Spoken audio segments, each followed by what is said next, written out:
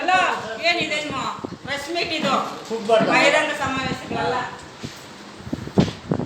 ಈಗ ಪತ್ರಿಕಾಗೋಷ್ಠಿಯನ್ನ ಉದ್ದೇಶಿಸಿ ನಮ್ಮ ರಾಜ್ಯ ಸಂಸ್ಥಾಪಕ ಅಧ್ಯಕ್ಷರಾಗಿರ್ತಕ್ಕಂಥ ಶ್ರೀಧರ್ ಕಲ್ಲೂರ್ ಅವರು ಮಾತಾಡಬೇಕಾಗಿ ಬೆಂಗಳೂರು ಪ್ರೆಸ್ ಕ್ಲಬ್ಬಿನ ಪ್ರಿಂಟ್ ಮೀಡಿಯಾ ಮತ್ತು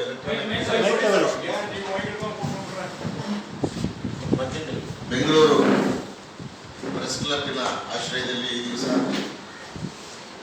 ಪ್ರಿಂಟ್ ಮೀಡಿಯಾ ಮತ್ತು ಎಲೆಕ್ಟ್ರಾನಿಕ್ ಮೀಡಿಯಾದ ಮಾಧ್ಯಮ ಮಿತ್ರರಿಗೆ ನಾವು ಆಹ್ವಾನ ಮಾಡಿದ್ದೀವಿ. ಅದರ ಪ್ರಕಾರ ತಾವೆಲ್ಲರೂ ಆಗಮಿಸಿದ್ದಕ್ಕಾಗಿ ಧನ್ಯವಾದಗಳು ಮತ್ತು ಸ್ವಾಗತವನ್ನು ಕೋರ್ತಾ ನಾನು ಸಂಸ್ಥಾಪಕ ರಾಜ್ಯಾಧ್ಯಕ್ಷ ಡಾಕ್ಟರ್ ಬಿ.ಆರ್. ಅಂಬೇಡ್ಕರ್ ದಲಿತ ಸಂಘಟನೆಗಳು ಈ ಒಂದು ಗೋಷ್ಠಿಯ ಒಂದು ಪ್ರಮುಖ ಉದ್ದೇಶವನ್ನು ಈಗಾಗಲೇ ನಾವು ಪ್ರೆಸ್ ನೋಟ್ನಲ್ಲಿ ತಮಗೆಲ್ಲರಿಗೂ ಕೊಟ್ಟಿದ್ದೀವಿ, ನಮ್ಮ ಕಾರ್ಯಕರ್ತರು ಕೊಡ್ತಾ ಇದ್ದಾರೆ.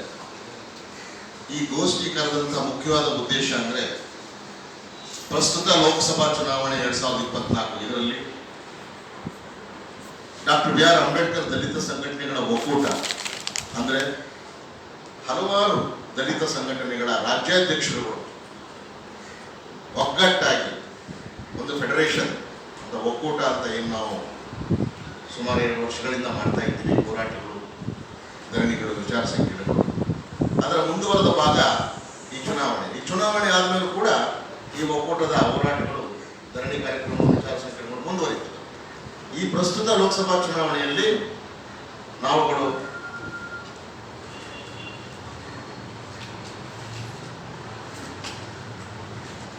ಎರಡು ಆಯ್ಕೆಗಳು ನಮ್ಮ ಮುಂದಿದ್ದೇವೆ. ನಾವು ಮತದಾರರಿಗೆ ನಿಮ್ಮ ಮೂಲಕ ನಾವು ಮನವಿ ಮಾಡ್ತಾ ಇದ್ದೀವಿ. ಒಂದು ಕಾಂಗ್ರೆಸ್ IND-IA ರಂಗ, ಮತ್ತೊಂದು ಬಿಜೆಪಿ NDA ರಂಗ. ಇವೆರಡರಲ್ಲಿ ನಮ್ಮ ಒಕ್ಕೂಟವು ಎರಡನ್ನು ತುಲನೆ ಮಾಡಿ, ನಾವು ಪೊಲಿಟಿಕಲ್ ಪಾರ್ಟಿಯವರಲ್ಲ, ನಾವು ಸಾಮಾಜಿಕ ಸಂಘಟನೆಯವರು, ನಾವು ಬಾಹ್ಯ ಬೆಂಬಲವನ್ನು ಕೊಡಬಹುದು. ಬಾಹ್ಯ ಬೆಂಬಲವನ್ನು ನಮ್ಮ ಸಂಘಟನೆಯಿಂದ ಕಾಂಗ್ರೆಸ್ ಮತ್ತು IND-IA ರಂಗಕ್ಕೆ ಬಾಹ್ಯ ಬೆಂಬಲ ಕೊಟ್ಟು ಮತದಾರರಲ್ಲಿ ವಿನಂತಿ ಮಾಡ್ತೀವಿ, ನಿಮ್ಮ ಅಮೂಲ್ಯವಾದ ಮತಗಳನ್ನು ಕಾಂಗ್ರೆಸ್ ಮತ್ತು IND-IA ರಂಗಕ್ಕೆ ತಾವು ಚಲಾಯಿಸಬೇಕು ಅಂತ ಮನವಿ ಮಾಡ್ತೀವಿ. ಯಾವುದೇ ಕಾರಣಕ್ಕೂ ಬಿಜೆಪಿ NDA ರಂಗಕ್ಕೆ ಮತ ಚಲಾಯಿಸಬಾರದು ಅಂತಲೂ ಕೂಡ ಈ ಮೂಲಕ ನಾವು ಮನವಿ ಮಾಡ್ತೀವಿ. ಅದಕ್ಕೆ ನಾವು ಸಮರ್ಥನೆ ಕಾರಣಗಳನ್ನು ಕೊಡ್ತೀವಿ. ಈ ಕಾಂಗ್ರೆಸ್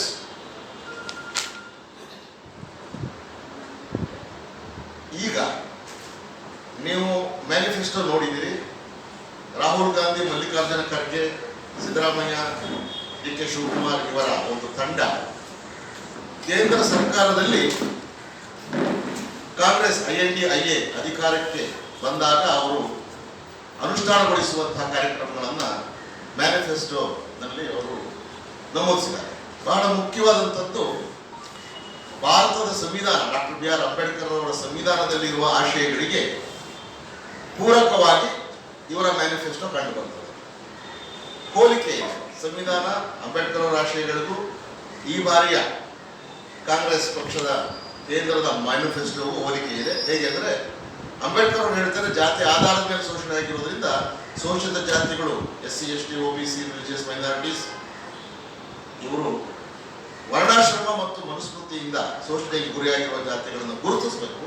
ಅವರ ಜನಸಂಖ್ಯೆ ಎಷ್ಟಿದೆ ಅನ್ನೋದನ್ನು ಜನಗಣತಿ ಮಾಡಿ, ಸಾಮಾಜಿಕ ಆರ್ಥಿಕ ಸಮೀಕ್ಷೆ ಮಾಡಿ, ಜಾತಿಯ ಜನಸಂಖ್ಯೆಯ ಅನುಗುಣವಾಗಿ ಈ ದೇಶದ ಅವಕಾಶಗಳನ್ನು, ಬದುಕುವ ಅವಕಾಶಗಳನ್ನು ಮೀಸಲಾತಿಯ ಮೂಲಕ ಹಂಚಬೇಕು. ಅದರಿಂದ ಎಲ್ಲ ಜಾತಿ ಜನಾಂಗಗಳು ಸಮಾನವಾಗಿ ಅಭಿವೃದ್ಧಿ ಆಗ್ತವೆ. ಇದು ಸಾಮಾಜಿಕ ಸಮಾನತೆ, ಆರ್ಥಿಕ ಸಮಾನತೆ, ಲಿಂಗ ಸಮಾನತೆ, ಗಂಡು ಹೆಣ್ಣಿಗೂ ಕೂಡ ಸಮಾನವಾದ ಹಕ್ಕುಗಳು ಇರಬೇಕು ಅನ್ನುವಂಥದ್ದು ಅಂಬೇಡ್ಕರ್ ಅವರ ಆಶಯ. ಸಂವಿಧಾನದಲ್ಲಿ ಏನು ಕಾಣಿಸ್ತದೆ ಇದು ಈ ಬಾರಿ ಕಾಂಗ್ರೆಸ್ ಮ್ಯಾನಿಫೆಸ್ಟೋನಲ್ಲಿ ಪ್ರತಿಫಲನ ಆಗಿದೆ. ಜಾತಿ ಜನಗಣತಿಯನ್ನು ನಾವು ಮಾಡ್ತೀವಿ ಎನ್ನುವಂಥ ಒಂದು ವಾಗ್ದಾನವನ್ನು ಅವರು ಮಾಡಿದ್ದಾರೆ. ಅದರ ಜೊತೆಗೆ ರಾಜ್ಯದಲ್ಲಿ SC, ST, TSP ಕಾಯ್ದೆ ಪ್ರಕಾರ ಬಜೆಟ್ನಲ್ಲಿ ಏನು ಜನಸಂಖ್ಯೆವಾರು 24.1%